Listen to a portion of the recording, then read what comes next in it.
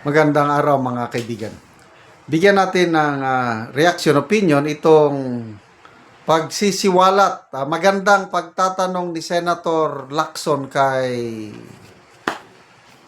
NBI Director NBI Director Matibag, na kung saan ipapakita ang kahinaan ng testimonya ni Matibag na to me, isang kapuri-puri, parang biglang kumambyo si Lacson. Kasi ang perception natin sa kanya is pabor siya sa Senate of Malacanang. Biglang naging maganda ang pagtatanong niya at naisiwalat ang kapalpakan, testimonya ni Matibag. Okay, gusto ko lang munang i-advertise. Meron tayong stock ng dark chocolate. Dito kayo mag-order 0916-9000-997. First come, first serve basis po dahil limited ang stock. Hindi ako nagninegosyo nito. Umiinom lang ako araw-araw at gusto ko lang matulungan ang mga farmers ng Bukidnon, cacao farmers ng Bukidnon para makabenta sa kanilang produkto, sikwate o tablia. Meron din tayong fund drive para sa Brave 18 Marines. Last month, nakapadala na tayo ng 250,000 pesos last month. Ngayon, may cash on hand tayo na ipon na 40,000 galing sa inyong padala. Sa mga voluntaryo na gustong tumulong sa legal battle ng Brave 18 Marines, dito kayo magpadala sa GCash number na ito. 0966-265-8480. Ulitin ko, 0966-265-8480. Okay, Evan Henry Sibog ang pangalan. Evan is Echo Victor Alpha November. Ito, ang gandang pagtatanong na mahina talagang investigador itong si Matibag, lumalabas na bias na nahubaran, na booking ni Senator Lacson na palpak ang kanilang investigasyon. Tungkol ito sa testimonya ni Las Cañas na ginamit ni Matibag.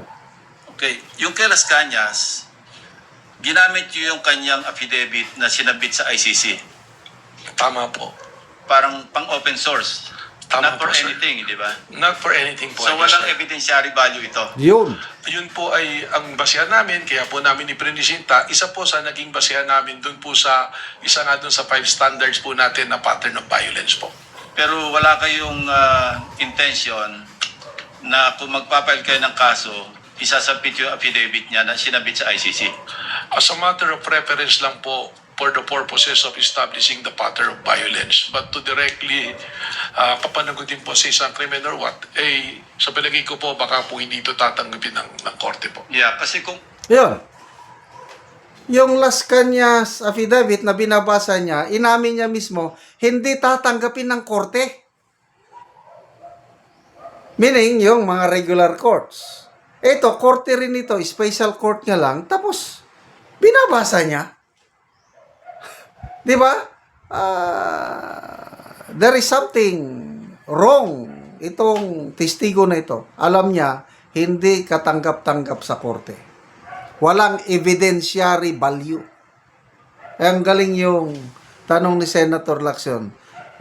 So open source ito, walang evidentiary value. Oh yes.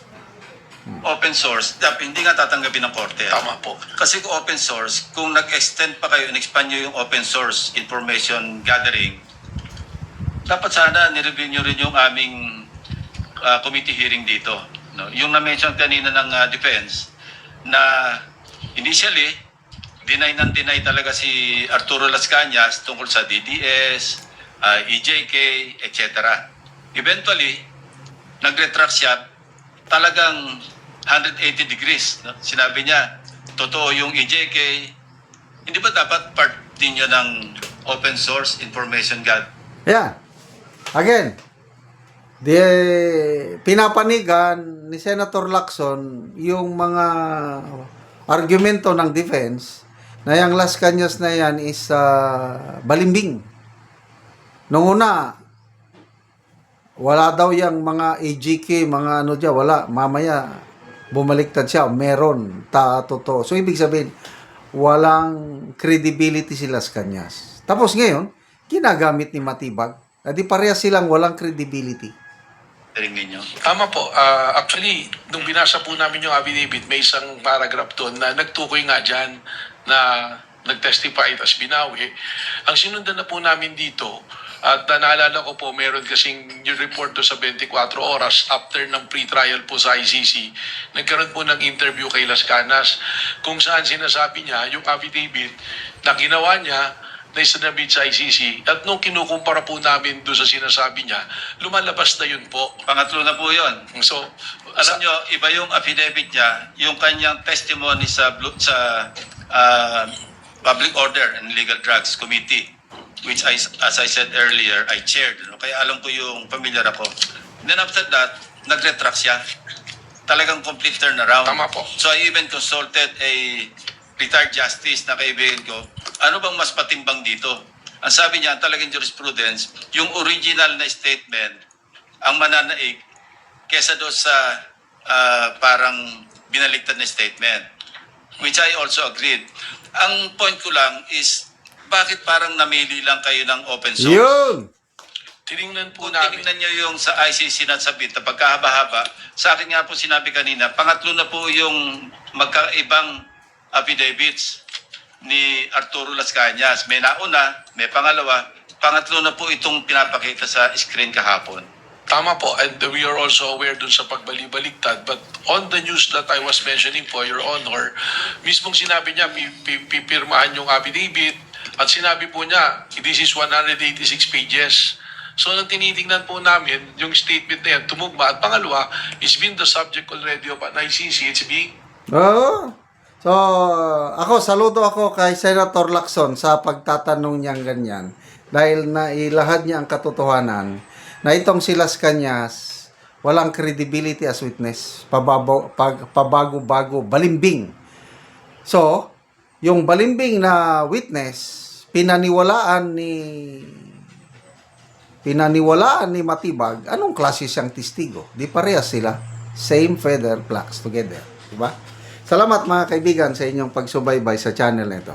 Nakakatulong kayo ng malaki sa tribong Talandig ng Bukidnon dahil ang sweldo natin sa channel na ito is pantulong sa tribo. Namimigay tayo ng libreng yero at pako para makapagpatayo naman sila ng mas maayos na tirahan. Panoorin nyo ang video nito. Una ni ang natagaan og sen. Salamat po kayo sa aning nangatag aning sin kay kay Nakatop na ka.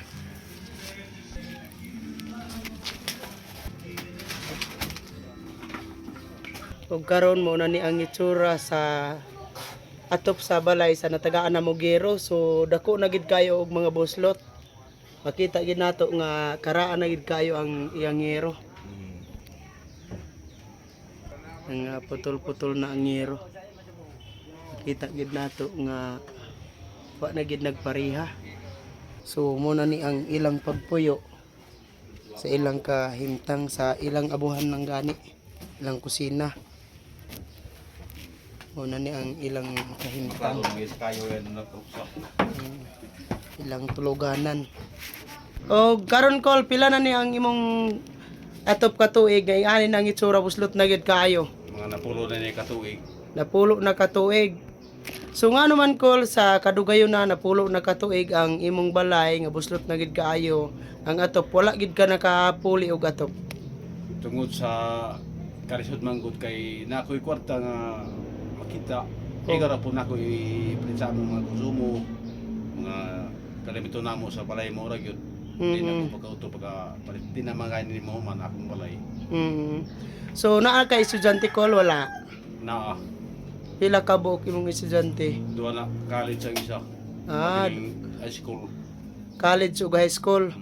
So kuan dito ra gid makuha ang imong kwarta po sa ila. So unsa imong trabaho kol? Parmeraman. Mag-uuma lang gyapon. So igo ra gyapon ang imong income. Igo ra gyapon. Mm.